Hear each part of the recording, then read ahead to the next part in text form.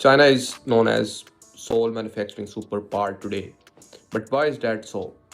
China only became independent in 1949 and have moved on to become the largest manufacturer in the world.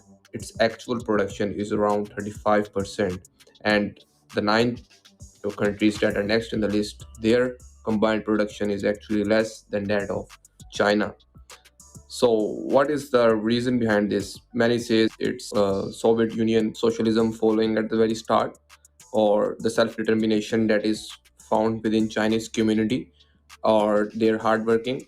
There can be debates to it, but the tariffs that US has imposed today on China are more linked to that manufacturing. It's around 145%. But how is that tariff linked to the manufacturing that is to do with the China? So, as China is the manufacturing superpower, most of their products are exported around the world as they are much cheap. There is cheap labor, cheap production of goods, and large economies of scale. And it is considered as technology hub. And whoever denies that fact is actually living in the paradise fool. So many of the U.S. presidents, historically and occasionally, they have tried to impose these tariffs on countries, specifically China, in order to enhance their local production. So, what are these tariffs and how do they actually work and impact the local manufacturing? So, tariff is actually just another name of tax or an import duty that is to be paid by a company importing a good from another country. So, in this case, if US is imposing 125% of the tariff on China, or say 145%, so 125 will become the cost of the import or imported good. So those imported goods will automatically become very costly, and as these tariffs they have to be paid at the time of crossing the borders.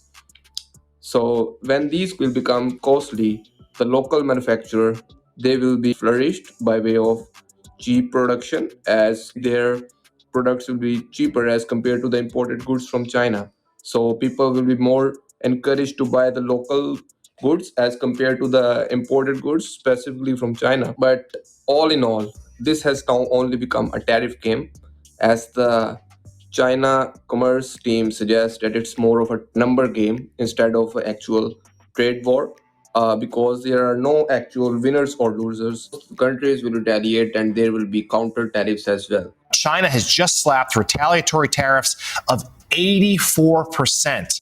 So in this case, counter tariffs were imposed by European Union, Philippines, Thailand, and China. Most of these tariffs, these were put on hold for 90 days, except for China. I did a 90-day pause for the people that didn't retaliate, because I told them if you retaliate, we're going to double it. And that's what I did with China, because they did retaliate. Who retaliated with a counter of double tariff of around 64%. The Trump administration then in turn imposed 84%, with China imposing 125%, and then US again imposing 145% as of today. And China saying they won't now be implementing or imposing any additional tariffs. There will be other ways by which China would be targeting, like damaging the supply chain of the American economy. So this looks like more of a number game actually, but only time is gonna tell us in which way the wind blows. Either it's gonna be benefiting US by any means, or it's just a long shot that is played by Trump.